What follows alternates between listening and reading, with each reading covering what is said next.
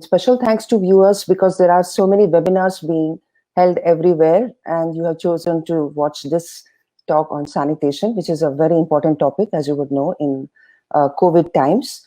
So, sanitation, as you know, it refers to public health conditions related to clean drinking water and adequate treatment of excreta and sewage. So it is to do with preventing human contact with feces. It is to do with hand washing with soap. The aim of modern sanitation systems is to protect human health by providing a clean environment and preventing the transmission of disease. So that is the topic that I'm dealing with, but I will go from ancient times to today and see what we have lost on the along the way. So I'll be sharing my screen and I have showing you my slides. I hope you can all see this. So I'm talking about sanitation in ancient India. And during the course of my talk today, these are the questions that I plan to answer. How was human waste handled by people in ancient India and the rest of the world? Second, was open defecation always a bad idea? Third, how did Europeans treat the people who handled their waste? And the fourth question, is the modern system of human waste management sustainable? Waste includes wastewater as well. So these are the questions I will try to answer today. So let us go back to ancient times, right? Say 3,000 years ago, 2,000 years ago. What was the Indic understanding of hygiene and environmental protection? So we had the concept of Shaucha. Shaucha was a very deep term. It was not just external cleanliness, but also internal purity. So if you read the Yoga Sutras by Patanjali, it is one of the niyamas, Shaucha, okay, which is cleanliness both from inside and the external environment. So we were very well versed with the concept of general hygiene in terms of bathing or washing hands and feet. So there are, if you go through the text in Sanskrit and various languages, Indian languages, you'll find frequent references to bathing. How you are supposed to bathe so many times, and then how you're supposed to wash your hands, your feet. All those things are there. Like when you urinate, then you have to wash your hands as well as your feet. All those things are mentioned. And not just general hygiene, but even sexual hygiene has been addressed in many of our texts. So how to wash the private parts, how to keep them clean. Sexual hygiene is also mentioned in great detail. So there was a deep understanding of isolating the disease-causing pathogens in the feces from human settlements. So, of course, there is an indirect reference to microscopic organisms, but generally there's an understanding of pathogens which are present in the feces, in human feces as well as animal feces. And under no circumstances were the human waste or blood or hazardous substances to be allowed to contaminate water. All this was part of the broad understanding of Shaucha that we had. The hygiene, as I mentioned, hygiene, disease prevention, environmental protection, and the need to recycle nutrients in human waste was deeply understood. So if you look at the texts like Sushruta Samhita, Charaka Samhita, Manusmriti, Vayu Purana, Vastu Shastra, Kama Sutra, Artha Shastra, and I'm just giving you a limited number of texts, there are many more, Mahabharata too. They all encode principles which could easily have been used to extract global best practices needed for healthy ecosystems in our planet. That is my main thesis. So I'm giving you some glimpses of what has been written in our text, just to let you know how our ancient seers thought. So Charaka says, the river having water polluted with soil and feces, insects, snakes, and rats, and carrying rainwater will aggravate all doshas. Slimy, having insects, impure, full of leaves, moss, and mud, having abnormal color and taste, viscous and foul-smelling water is not wholesome. So you see how many things have been covered in this, in the Charaka Samhita. It's talking about river pollution, how rivers, water containing all these things, animals or excreta, all this should not be used for drinking, right? So that is very well understood. Look at Manusmriti. Manusmriti is a much reviled text. You only hear negative things about Manusmriti. I wonder if anyone, if the common public is aware of these things that are mentioned in Manusmriti. It says in 4.56, the chapter 4 and 56th shloka, let him not throw urine or feces into the water, nor saliva, nor clothes defiled by impure substances, nor any other impurity, nor blood, nor poisonous things. This is as explicit as it can be. So urine or feces were not to enter rivers. Rivers were to be kept completely clean. Even other things like saliva, even dirty clothes, nothing should come into contact with rivers, not blood. All this is mentioned in Manusmriti. This is another line from Manusmriti. It says, I'm reading the English translation. Far from his dwelling, let him remove urine and ordure. Ordure refers to excreta. Far let him remove the water used for washing his feet, and far the remnants of food and the water from his bath. So you see, water which has been used for bath, water which has been used for washing hands, water and the remnants of food, all this is not supposed to enter rivers. It's not supposed to enter water bodies. So see how well the whole concept of cleanliness has been codified in texts. The Mahabharata has many references to environment, and this is one which is in connection with sanitation, with water supplies.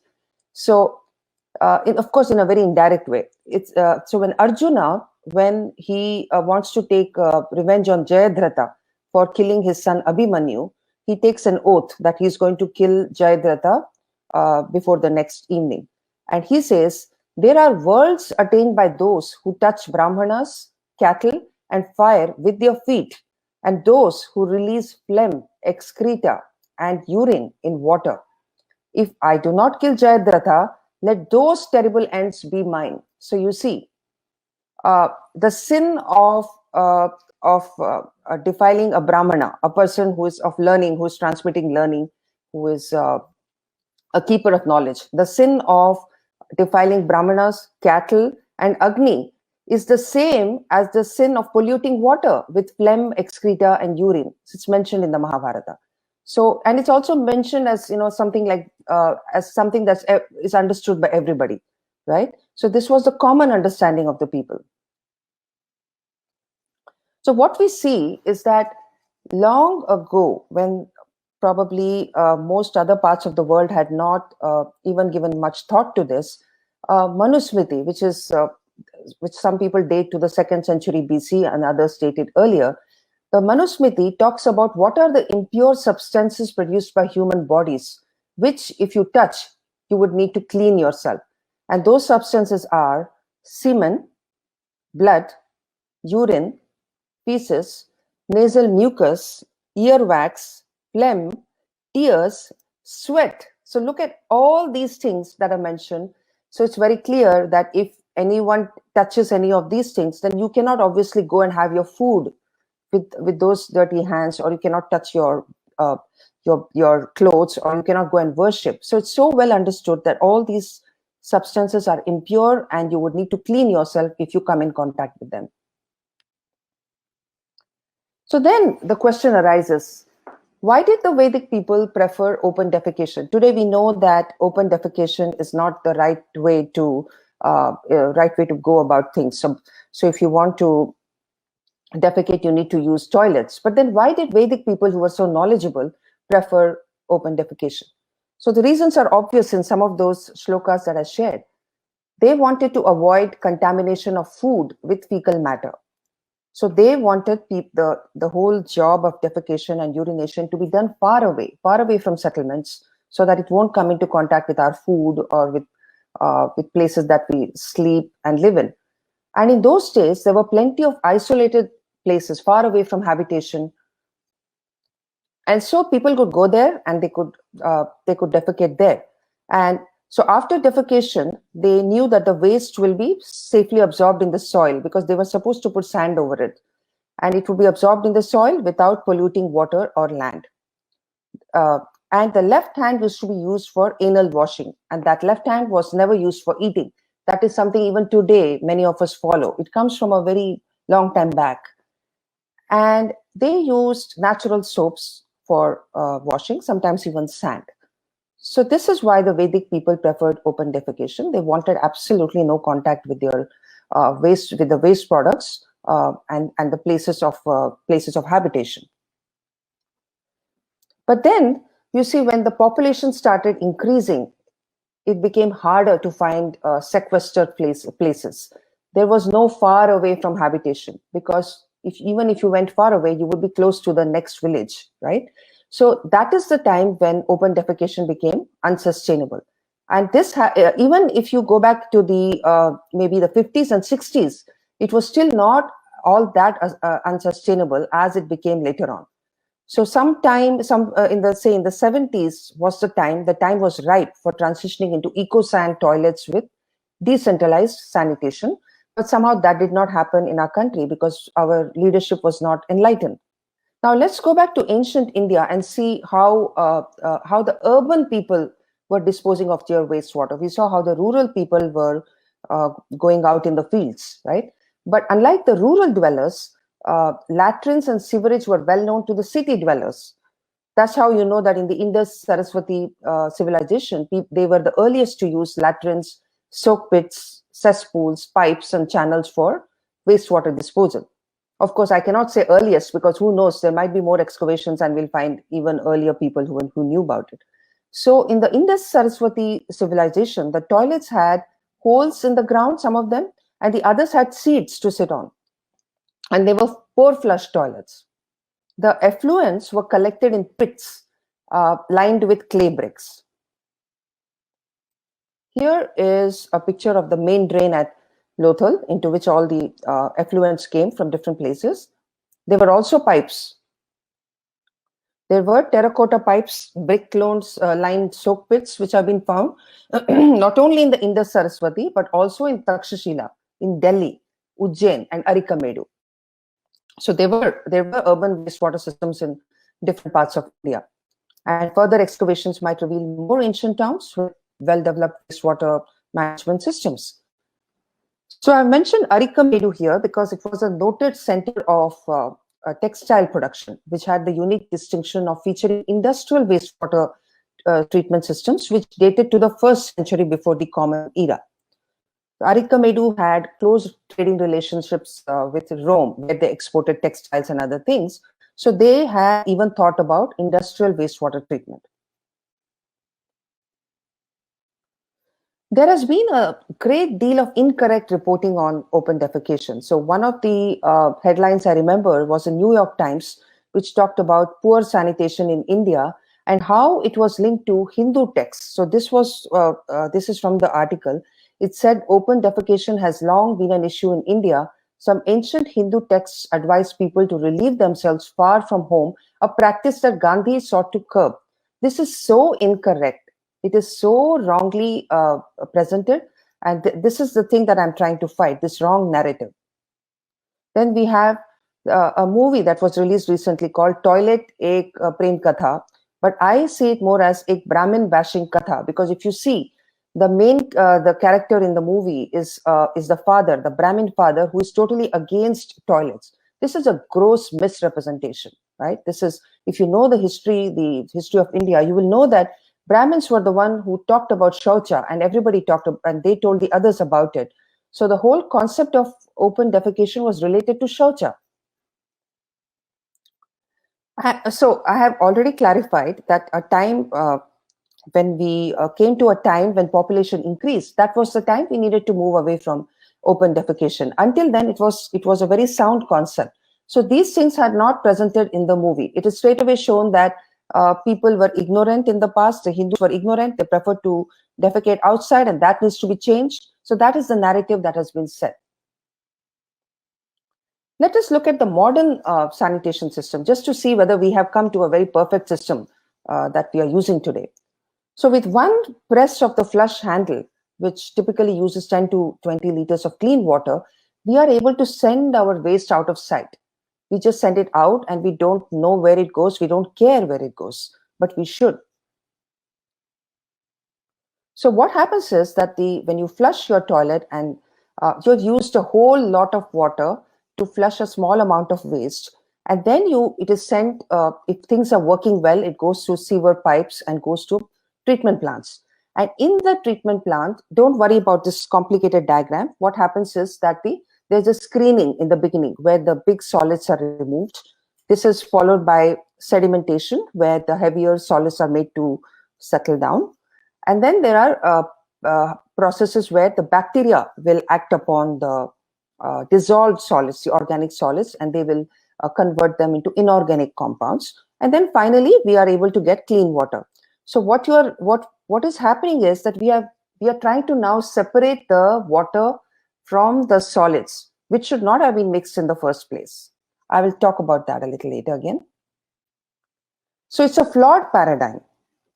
When we build sewers, there's a huge cost of digging underground and installing the sewer lines, right? Large amounts of energy are needed to separate the solids from water in the treatment plant, which I showed you. The question arises, why were they mixed in the first place? Today, cities are struggling to find finance for sewers and treatment plants, right?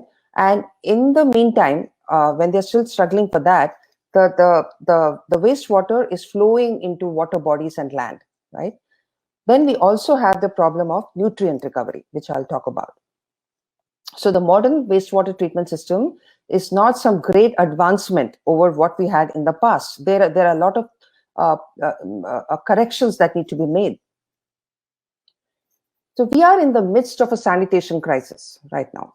There are large amounts of wastewater, which means used water. Basically, when we get water in our homes and we use it for various purposes, that is called wastewater. So wastewater is flowing from our homes, from our commercial establishments, industries and farmlands, and it is going into rivers, seas and other water bodies without proper treatment. Almost 70 to 80% of wastewater is not being treated. And the fecal, sludge and solid wastes are finding their way into the food chain, right? So things that you use, for example, in the bathroom, you have a shower, you use your deodorant, you use shampoo, all these things go into the wastewater. And then if they are not treated properly, most of the time they're not, then they end up in river bodies. Also land, it goes and pollutes land. So this is having a serious impact on human health, on education, because children cannot stay in school if they are suffering from diarrhea related to drinking dirty water. And this affects economy as well. Lot of losses to economy because of poor sanitation. Now, currently we are in the midst of a lockdown caused by COVID, and we are seeing pictures of the pristine Ganga river and all that, and we are thinking that now, we have restored the river water quality. But let me tell you, it's only the industrial pollution that has reduced. The sewage is still going there. The untreated, partially treated sewage is still flowing into Ganga and other rivers. The environmentalists are calling it out. The fecal coliform in the rivers has not reduced because we are still following the same paradigm of flushing toilets and then sending that water to rivers. Now, just in case you are thinking that this is a problem only in developing countries, it's also a problem with developed countries like America and Europe. For example, in Virginia in 2017, there was sewage dumping going on into a river body, into a channel. And, most of the Western world has combined sewerage, which means both rainwater and sewage go into the same sewer. So whenever there is a heavy rainfall and there is flooding, the mixed water of rainwater and sewage goes directly into the water bodies. So it's not that it's a foolproof system. Now I come to the problem of losing nutrients in human waste, which was very well understood in ancient India. When we all get our nutrients from food, the vitamins that we get, the minerals that we get, but not all of it is absorbed by us, by the body, and it is excreted via urine. So our urine contains nitrogen, potassium, so phosphorus. Now, there are only very rare instances of nutrients being recovered for agriculture via the modern sewage disposal system. So what we're actually doing is that we're importing fertilizers, and that is causing a huge drain on countries. India imports 90% of phosphate fertilizers. US imports about 85% of potash and 50% of nitrogen fertilizers. This is 2011 data. So what we are doing is that humans are going through the elaborate process of mining and processing to manufacture fertilizers. They are applying them to crops, and then they are losing it all via wastewater. They are not trying to recover it. It goes into the water bodies and it is lost. So it's a linear process instead of a closed loop process. So lakes and streams, which receive an excess of nutrients from our wastewater, from urine and feces, they are suffering from oxygen depletion and fish kills. Now imagine if the nutrients could have been recovered from our waste. On top of that, so these synthetic fertilizers that are being manufactured in factories, they are very energy intensive. Our population is growing, so we need more and more food to be produced for them, which means the manufacture of synthetic fertilizers is growing, which a problem which could be solved if we use our own urine as fertilizer. Now I am going into the European concept of disease and hygiene. Okay, so there was a theory called the miasma theory of disease, which was being followed, which was being believed in right until the 19th century, which held that diseases such as cholera, chlamydia, plague, etc., were caused by miasma, a noxious form of bad air. So which means that bad smells are causing diseases.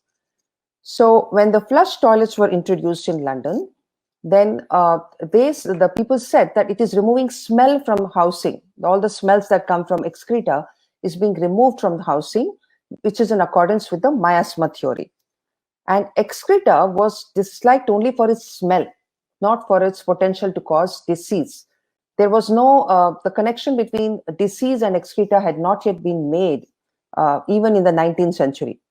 So the more it was dumped in the Thames River, the safer the residents of London felt. So when the flush toilets were introduced in London, a lot of people used them because they thought that they are sending the smells away and that is going to keep them healthier. They didn't know where that water was going. So as I said, the connection between polluted water and disease was not made by Europeans until the 1880s. London's sewer commissioners proudly noted the huge volume of human waste that the city's toilets had efficiently deposited into the river. So they said 29,000 cubic yards in the spring of 1848 and 80,000 cubic yards by the winter of 1849 have been deposited. So, you know, the belief was, the Times reported in 1858 that death rates have declined because the Thames has grown fouler. So there was total ignorance about the fact that when the tide in the North Sea rose, the filth in the Thames is going back upstream into the intakes of drinking water companies.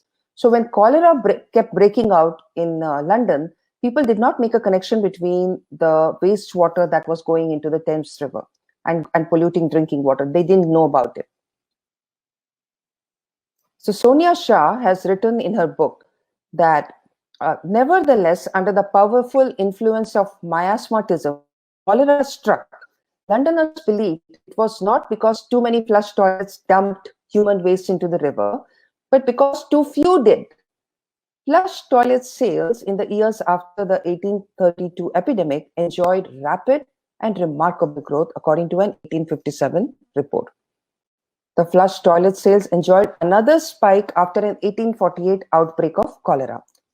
So many Londoners installed flush toilets over the 1850s that the city's water use nearly doubled between 1850 and 56.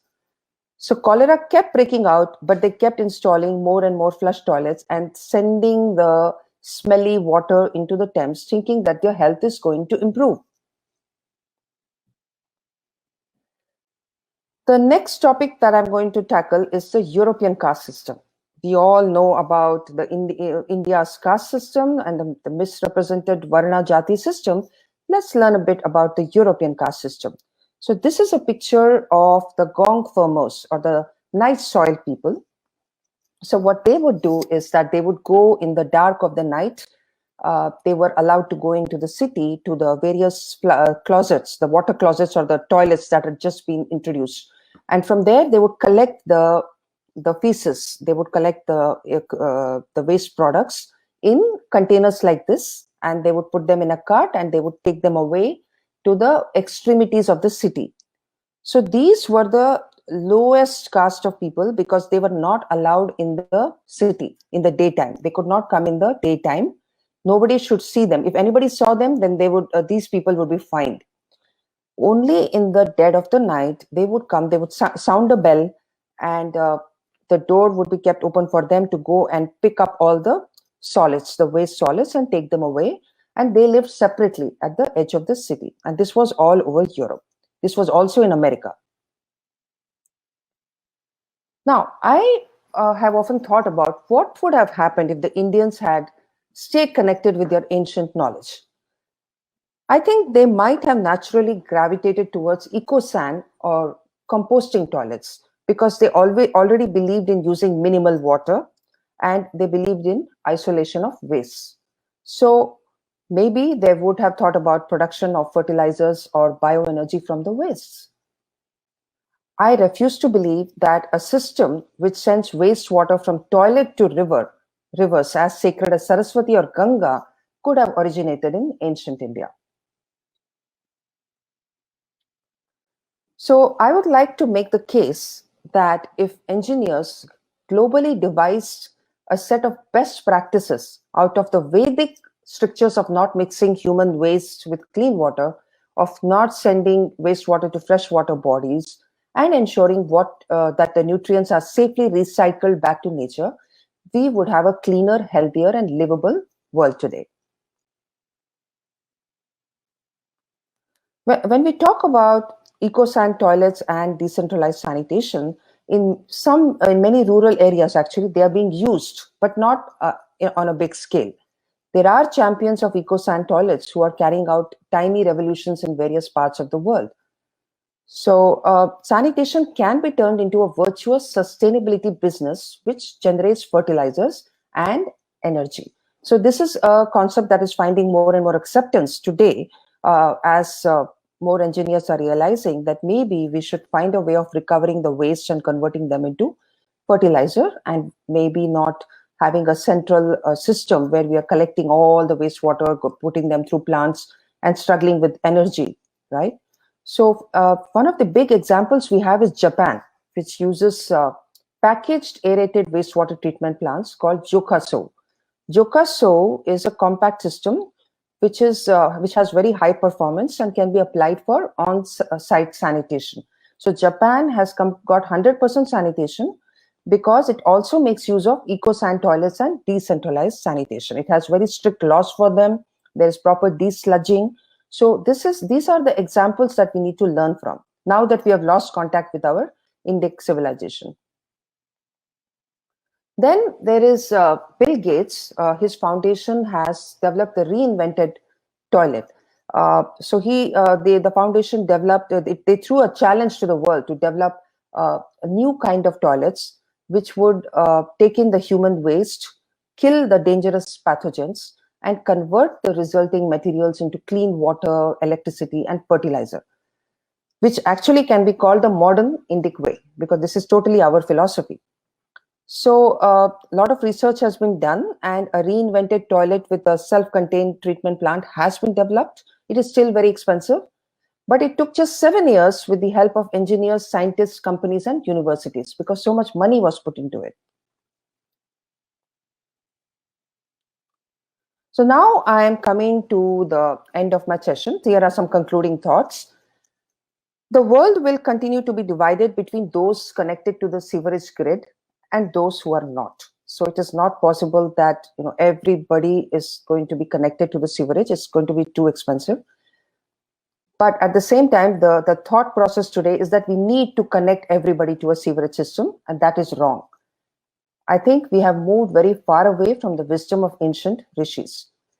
But we still have a window of opportunity to find the right paradigm for those who are not connected to the sewer networks. There are still cities that have not been built. There are still rural areas where we don't have the modern sewerage system. Perhaps there is a window of opportunity to find the right paradigm for them.